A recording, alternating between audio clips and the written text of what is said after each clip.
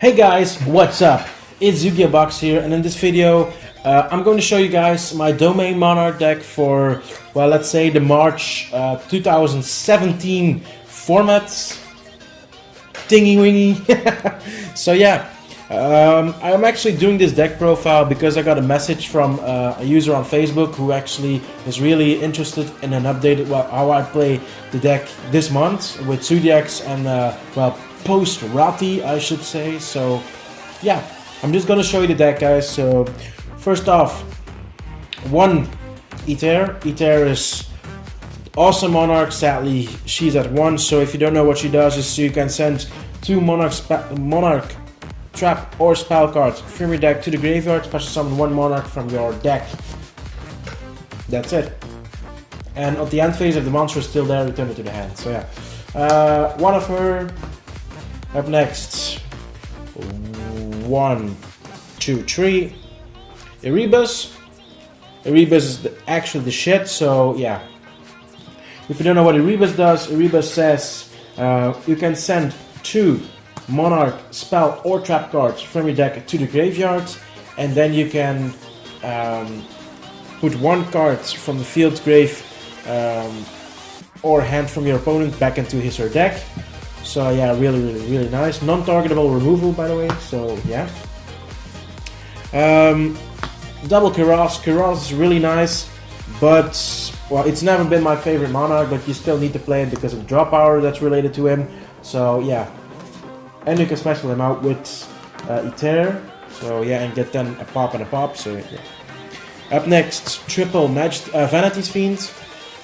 I was actually thinking about running 2 Vanity's Fiend and 2 Majesty's Fiend, but this guy is just so good in this format that you need to play him at 3, and he's also an alert target. So yeah, if you don't want to play him at 3, you can also, well, I'm playing 1 Majesty's Fiend. You can also take 1 Vanity's Fiend out and play an extra Majesty's Fiend, because in my opinion, like, this is my honest opinion. So okay, pros and cons. This guy has almost 0 synergy with the Monarch deck. Really, it doesn't. So if it would have 1000 defense, oh, this guy would be stapled at 3. But in my opinion, this guy is absolutely the shit. It's a Lux, well, no more special summoning. But on the other hand, you cannot search him out, and you cannot use him with cards like Tenacity, which you can with this guy. You can search him out and you can use him with Tenacity. And you can also special him out. No, you cannot be special summoned. So I was actually going to say that you can special summon him with Ether, but that's not true. It has better synergy with the deck, but I feel like in this format, this guy's effect is way stronger than this guy. So this guy, no more special summoning. This guy, no monster effects. So I think that in this format, this guy is better. Also, when this guy is on the field, you can still use your Monarch effects. So like, if you actually have a monster to tribute off, you can still tribute for like your monsters and actually pop 1 card, well, put 1 card on the field back in the deck, like with Erebus, which is really strong. With this guy, there's nothing anymore. So yeah, okay. So I'm playing 1 Majesty's Fiend just to recap. But yeah, you should test it out. Like, if you like it, playing double Majesty's Fiend, double Vanity's Fiend, yeah, go with that. Okay. Up next, triple Idols. You need to play him at 3 together with triple Idea. You just need to max out on both your squires. You need to play triple of the light and triple of the dark squire. So yeah, they're just necessary. If you don't know what they do, the Dark's effect is when this card is summoned, so special or normal summoned, you get an extra tribute summon this turn. Also, when this card is in the graveyard, you can banish it to special summon this guy from your graveyard. So actually really nice. If I'm correct, it's from the graveyard. Yeah. This guy's effect is when this guy is normal or special summoned, you can special summon this guy or another Vassal, Monarch Vassal card from your deck in defense or in attack. If you think you can put them in defense position, it's okay. Also, when this guy is sent to the graveyard, don't forget that if this guy is sent to the graveyard, you can add 1 banished, well, remove from play Monarch spell or trap card back to your hand, which is really nice because you need this guy to recycle your panties and stuff, so, and your Stoneforts. So yeah, that's the main thing you want with the Squires. Then there's one more little guy, double Mitra. I was actually playing her at 3, but I do think this better at 2. I was actually, well, I'm going to be honest, like until this morning, I was not playing her anymore. I was playing Kaiser Force Raider, well, the dark guy, which says if you control no monster, you can special summon them. Because like during BA format or when BA decks were actually really good, her effect that you can put a token on your opponent's field is actually really strong to stop BA plays as well. But on the other hand, in this format, giving your opponent a token is not really a good choice. That's why I actually switched her up with the dark one, with not Lucius, I'm just talking about Kaiser Force Raider or something like the other guy, what's it called? Photon Thrasher. But you need to play him at 2 because you can still, when you get this guy, her effect can also get your Mitras. Really, really, really strong. Up next, you play 2 more monster cards, Maxi. Maxi is so strong in the format, and I do understand why they put this guy at 2. At 3, you were pretty sure you would get this in every opening hand, which you kind of still are, but you're pretty sure to get him in every opening hand, making this guy way too broken because it actually can stop a Zodiac player from playing or keep special summoning.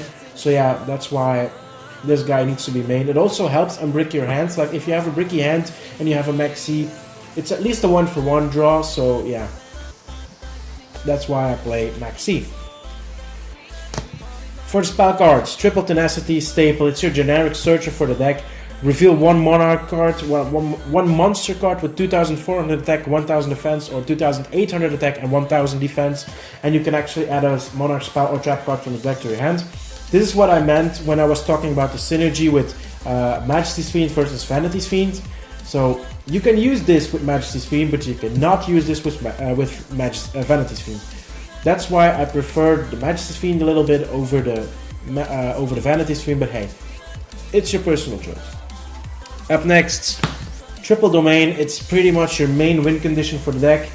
Get this guy out, get a Tribute Summon monster, and put a Monarch, what's it called again? A March of the Monarch on the monster that cannot be destroyed. Your opponent cannot special summon anymore from the extra deck.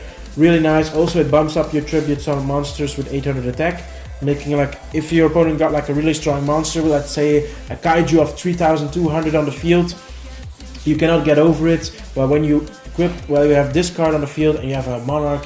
When your Monarch attack, it becomes 3600, which is a really hard beater. So yeah. Also, when this card is on the field, you can activate its effect once per turn to make a Monarch with 8 stars, 6 stars. You can put it down to 1 Tribute Summon. Really nice. Then up next, Double Return. I don't like Return, but it's good. I like Return not for the fact that it's a searcher. That's the fact that I don't like about the card. But the main thing why I play this guy is actually because if you have this on the field and you tribute summon, like let's say your Erebus, and you activate its effect, your opponent can change Solemn Strike and your Monarch will be dead. But on the other hand, if you have this card on the field and you normal summon your Monarch card, this guy becomes Chain Link 2 and your opponent cannot chain a Solemn Strike anymore. Because a Solemn Strike will strike the last chain card. And because your Monarch card is Chain Link 1, this is Chain Link 2, they cannot chain your Solemn Strikes. Their Solemn Strikes, sorry. They can of course still activate something like a Solemn Warning. Because a Solemn Warning is quicker than this guy. But if this guy is on the field, you can make this guy Chain Link 2, and they cannot play stuff that negates their effects and destroys them. Like Valor, I think Valor can be activated, but it will not destroy, so yeah. So just for like Solemn Strikes, this guy is absolutely the shit, because it makes Solemn Strike nothing. Up next, Double March of the Monarch. This guy plus a Majesties of Vanity's Fiend is game. That's why you need to play that too. Please play that too. Stop saying, oh, March of the Monarch is just a name and you don't need it. We just play that one because it's just a name. It's a Monarch name. No, this is an epic card, and you need to play it at 2, maybe even at 3 to protect your Monarchs, because people keep forgetting that in this format that we are in now in March, people are actually playing double Dark Hole and 1 Regeki, and maybe even more like with Kaiju Slumbers. So you need to play this card, because if your opponent gets rid of your Monarchs, you are fucked. That's as simple as that, so you need to play this at 2. Also things like Mirror Force, yeah, good luck. Well, if it destroys at least, so yeah. Because Mirror Force mainly does not target, so yeah. The ones of, yeah, stable. 1 Stormfort, 1 Pantheism, Pantheism being epic as hell for a draw card and a searcher card. Stormfort, tribute your opponent's monster. Up next, double Dark Hole alert. Oh, you have to admit, you were also thinking that it was a Dark Hole, because it really looks like a Dark Hole. No. Double Allure of Darkness, because you play so many Darks. If I'm correct, I'm playing 9 Dark targets, which is more than enough to play 2 Allures. If you want, you can even bump it up to 3. That's your personal preference, of course. 1 Reinforcement of the Army to search out your Light Squire. 1 for 1, because if you have like a brick hand like a Monarch and this guy, if you have like 3 Monarchs or 3 Tribute Summon monsters and you don't have any Tributors or Tribute for others, you can actually pitch away a Monarch card, get your Light Squire, get your Dark Squire, and start playing the game. 1 Foolish Burial, pretty much the same as this card. This guy opens a lot of plays. It heightens the ceiling of the deck, like I like to say, because if you have no Monarchs in your hand and all the spell cards or trap cards, you can activate it, send Erebus to the graveyard, pitch a Monarch spell or trap card, add Erebus to your hand. So therefore you have a Monarch spell card. Or if you want to, you can use this guy, send the Adea, the Light Squire, to the graveyard, and add back your remove from play Pantheism or your remove from play Stormfort to your hand. So yeah, you open up for a lot of plays. 1 Upstart Goblin, make it a 39 card deck. You can take this out if you want for other cards. The only trap cards, double the Prime Monarch. You never use the effect on the field, you always use the effect on the graveyard. That's pretty much it. Yeah. So yeah, just to have a little bit of fun, we're going to try some test hands with the deck, so I'm going to shuffle up the deck. So yeah, guys, I really like Monarchs. I've been playing it for so long, and I really love the deck. So yeah, thanks to the structure deck, the deck got a lot better, which is good. So yeah, if you have any other questions, don't forget to post them below. Or if you want to see like a deck, I have a lot of decks to be honest, but if you want to see another deck profile of something, let's say like I have the barrier statues still laying around, which are updated. I have a Chainburn deck, which is still here. Demise decks, everything that you want. You can just ask me. I will make the deck profile for you guys so you can see what I play, how I play the deck. So yeah, but this is still my main deck. So let's shuffle these up really fast.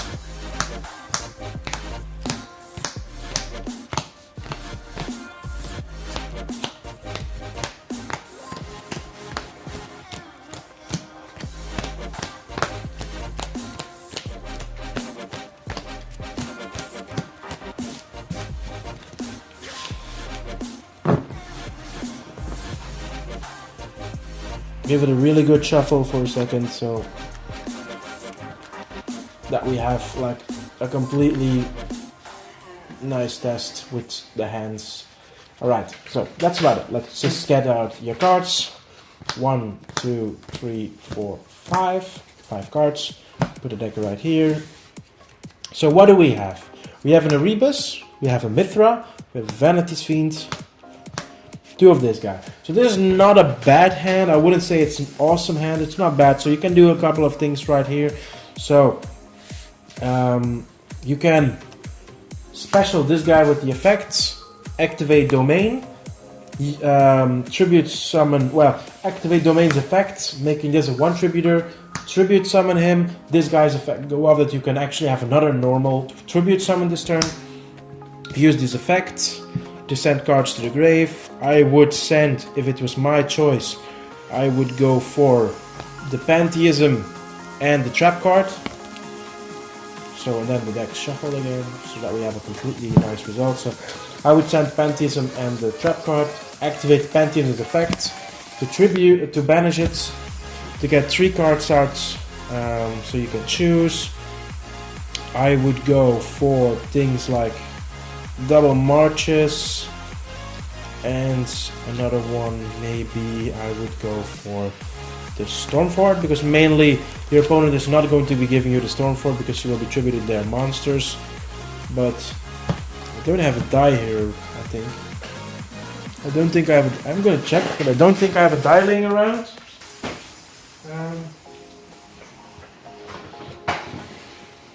To make it completely random, right? So, oh yeah, I do have dice. We're still in the packaging, so let's open this up for a second here. Alright, so here we go. So we have a die, so 1, 2, 3, 4, 5, 6. So here we go. 4, so 1, 2, 3, 4. So it's going to be a march. The other things go back in the deck.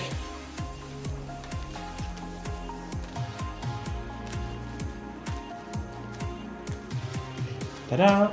Alright, that's the deck. Now, since this guy put an extra card from their deck, from their hand back in the deck, you're going to tribute him for your Vanity's Fiend, activate this guy, and now you have a lot of stuff on the field. So you have a domain, you have Vanity's Fiend, and you have a march on the field, which pretty much means good game to your opponent. That's it. So you saw one hand. I would advise you to build the deck yourself, test it out, see what happens, and yeah, that's about it, guys. I really hope you enjoyed this video. Comment, like, and subscribe. If you have any questions, please post them below. I will be so happy so I can answer you guys. So yeah, that's about it. Yu-Gi-Oh! Box signing off. Bye bye.